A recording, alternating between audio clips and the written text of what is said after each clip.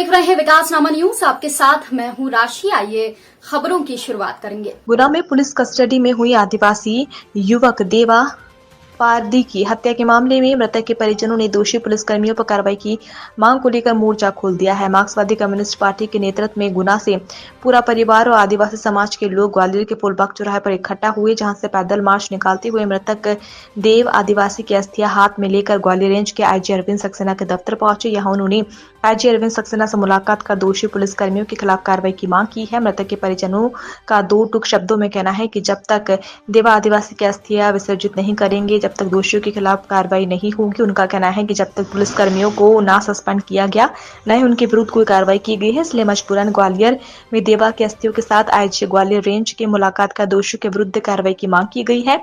मृतक के परिजनों का कहना है कि देवा हल्दी लगा हुआ दूल्हा बना घर में बैठा हुआ था। अचानक पुलिस की गाड़ियां आई और देवा उसके चाचा को उठाकर ले गई। इसके बाद देवा की डेड बॉडी ही उन्हें मिली। इसलिए ठान लिया है कि जब तक दोषी पुलिसकर्मी सलाखों के पीछे नहीं हो जाते, तब तक अस्थियां विसर्जित नहीं होगी। मांगे हैं किस तरह का? देखिए, आज यहाँ पर हम लोगों ने पुलिस महानिरीक्षक कार्यालय में प्रदर्शन किया है मार्क्सवादी कम्युनिस्ट पार्टी और मध्य प्रदेश किसान सभा की ओर से। जैसा कि आप सब लोगों को मालूम है कि गुना जिले में बमौरी तहसील में कनेरी गांव में एक पारदी युवक की जिस दिन उसकी शादी होनी थी, उस दिन उससे एक दिन पहले जब उसको हल्दी लग रही होती है, पुलिस उठा के ले जाती है और पुलिस जो है इतना पीटती है उसके साथ कि उसकी मौत हो जाती है। ये अन्याय, ये भारतीय जनता पार्टी के राज में इस तरीके से निरंकुशता बढ़ गई है। और वहाँ पर ज्योतिरादित्य सिंधिया जी का वो संसदीय क्षेत्र है, लेकिन कोई भी जनप्रतिनिधि वहाँ पे झांकने नहीं गया, उनको दिलासा देने नहीं गया। ये इस सवाल को लेकर और दोषी पुलिस कर्मियों के खिलाफ कार्रवाई की मांग को लेकर आज हम लोगों ने यहाँ प्रदर्शन किया है। हम लोगों ने जो प्रदर्शन किया है, हम लोग ये कहना चाहते हैं कि आज हम आईजी साहब के पास आए हुए हैं और हम फरियाद लेकर आए हुए हैं। ये इनकी माँ है और हम इसके बाद अगर कार्रवाई नहीं होती है तो फिर हम लोग मुख्यमंत्री मोहन सिंह जी के गृह जिले उज्जैन भी जाएंगे, भोपाल भी जाएंगे, जरूरत पड़ी तो दिल्ली भी जाएंगे।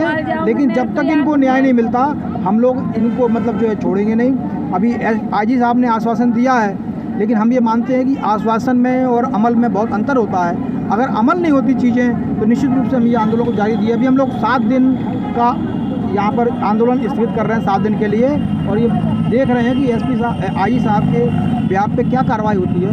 अगर समुचित और उचित कार्रवाई नहीं होती है तो हम फिर आंदोलन के लिए अस्थियाँ लेकर आए हैं। आप ये अस्थियाँ जो हैं उसी देवा पारदी की हैं जिसको पुलिस ने कस्टडी में हत्या की है। और ये इन्होंने संकल्प लिया है गाँव के, उनकी माँ ने और उनकी पत्नी ने, कि जब तक उसको न्याय नहीं मिल जाता, इस अस्थियों को लेकर वो ऐसे ही अपने न्याय के लिए दर दर भटकती रहेंगी। बेटा क्या नाम है आपका? हंसुरा भाई। क्या आपका यहाँ पे आयो, क्यों आयो? मेरे बच्चे को मार दिया पुलिस वाले ने। जब मैं आई मैं न्याय मांगने आई बेटा, मैं न्याय मांग। क्या नाम था बेटे का? देवा। क्यों मारा लोग? मर्जी से 3 हल्दी हो गई, दूल्हा बैठा था, फिर 4 गाड़ी आई, फिर घर पे आया, दूल्हा को और चाचा को उठाया, गंगाराम को जबरदस्ती उठा के गाड़ी में बिठा ले। अभी भी रिमांड पे उनको निकाला रहे, मरा सा पड़ा, जब भी रिमांड पे ले जा रहे हैं। सब में क्या करूं? अस्थियां लेकर आई, क्या चाहती है? मैं न्याय चाहिए, अस्थियां जब भी बहाएंगे हम। न्याय चाहिए बेटा। जो इसका मर्डर करा है या हत्या वो तीनों थाने वाले को सस्पेंड करेगी, न्याय करेगी। जब मैं देखिए, मार्क्सवादी कम्युनिस्ट पार्टी ऑफ इंडिया है और उसके कुछ प्रतिनिधिगण, इसके अतिरिक्त जो धरनादा के बीलाखेड़ी गांव है, उसकी कुछ भारतीय समुदाय की महिलाएं आज आई थी और उन्होंने ज्ञापन मुझे दिया है। और इस ज्ञापन में जो 14 जुलाई को देवा पारदी नामक युवक, जो कि बीलाखेड़ी का रहने वाला है, और उसको पूछताछ के लिए लाया गया था एक संपत्ति संबंधी अपराध में थाना मायाना में, जहां उसकी तबीयत खराब होने पे जब उसको जिला गुना के हॉस्पिटल में ले जाया गया था तो उसकी मृत्यु हो गई थी। तो उसके संबंध में उनका 4 बिंदुओं का ज्ञापन मुझे सौंपा गया है, जिसके विषय में उनको बताया गया कि चूँकि इसमें 14 जुलाई की डेथ के बाद ही है, हम लोगों ने रिक्वेस्ट की थी जो है डीजे साहब से, तो उसके बेस पे जुडिशियल इंक्वायरी ऑर्डर हो चुकी थी और देवा पारदी की लाश का जो पंचायतनामा है वो जुडिशियल मजिस्ट्रेट साहब के द्वारा बनाया गया है। इसके अतिरिक्त जो पोस्टमार्टम भी है डॉक्टरों की पैनल के द्वारा किया गया है और जुडिशियल इंक्वायरी एक बड़ी डिटेल्ड प्रोसेस होती है, तो उसके तहत उनके पक्ष को पूर्ण रूप से सुना जाएगा। जैसा कि उन्होंने कुछ बिंदु मेरे समक्ष प्रस्तुत किए थे कि किन परिस्थितियों में देवा को लाया गया था, किस तरीके से पूछताछ की गई, तो मैंने बताया कि ये सारे पक्षों को उनको जुडिशियल इंक्वायरी के तहत रखना है। और इसके अतिरिक्त जहाँ तक हमारे यहाँ के एविडेंस का प्रश्न है, तो मैंने उनको बहुत इस चीज़ में स्पष्ट कर दिया कि जिस फॉर्म में एविडेंस उस दिन था, उसी फॉर्म में जो एविडेंस और हमारा पक्ष प्रस्तुत होगा। और इसके अतिरिक्त कुछ और उन्होंने बिंदु रखे थे, जिसमें उन्होंने बताया था कि कुछ उनके यहाँ बच्चे रहते हैं, उनको भी जो है कई बार पुलिस ले आती है। तो मैंने स्पष्ट किया था कि जो जुवेनाइल जस्टिस एक्ट वगैरह के प्रावधान हैं, उसमें बहुत स्पष्टता है कि हमको बच्चों के साथ पूछताछ नहीं करनी है, और इसका पालन सामान्यतः हमारे अधिकारी करते हैं। और इस प्रकार से अन्य पक्ष भी उनके द्वारा रखे गए, जिसमें एक एस्पेक्ट ये भी था कि इसमें कुछ आर्थिक सहायता यदि जो देवा पारदी है उसके परिवार को मिल जाए, तो इस विषय में उनको अवगत कराया गया कि जो डीएम गुना हैं और जो हमारे कमिश्नर हैं ग्वालियर, उनसे मैं चर्चा करूंगा कि जुडिशियल इंक्वायरी के रहते हुए यदि कोई ऐसा प्रावधान सहायता वगैरह का है तो इस विषय में वो विचार करें।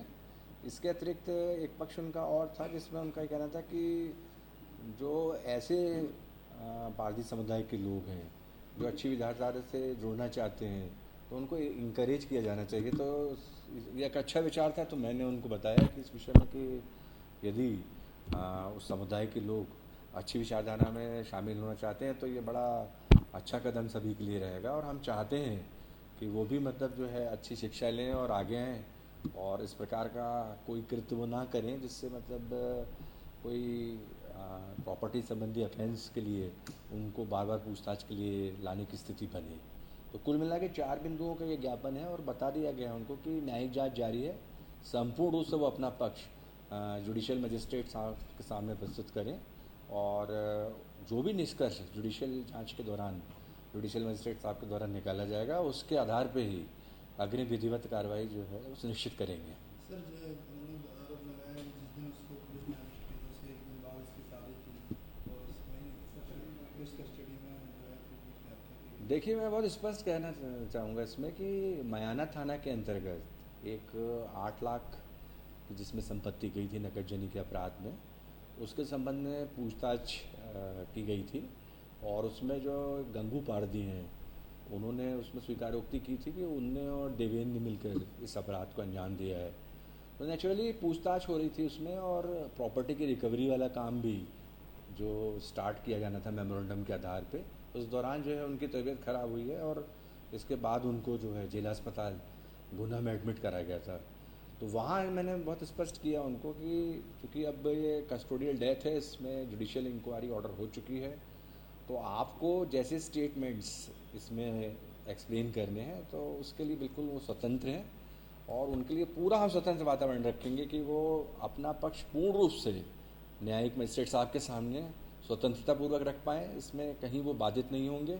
ये बिंदु भी उन्होंने रखा था, यानी कि कहीं ऐसा ना हो यानी कि जो स्टेटमेंट्स के समय कोई पुलिस की तरफ से प्रेशर आए। तो मैंने बहुत स्पष्ट कर दिया गया कि जो न्यायिक जांच की प्रक्रिया एक बड़ी पारदर्शी प्रक्रिया होती है, और इसमें मैं ऑलरेडी सभी पुलिस अधिकारियों को निर्देशित कर चुका हूँ कि जैसे जैसे उनके प्रोसीजर अडॉप्ट की जाती है, तो इसमें पूर्ण रूप से जो है निष्पक्ष रूप से जो जांच है उसको संपन्न कराने में हमें मदद करनी है।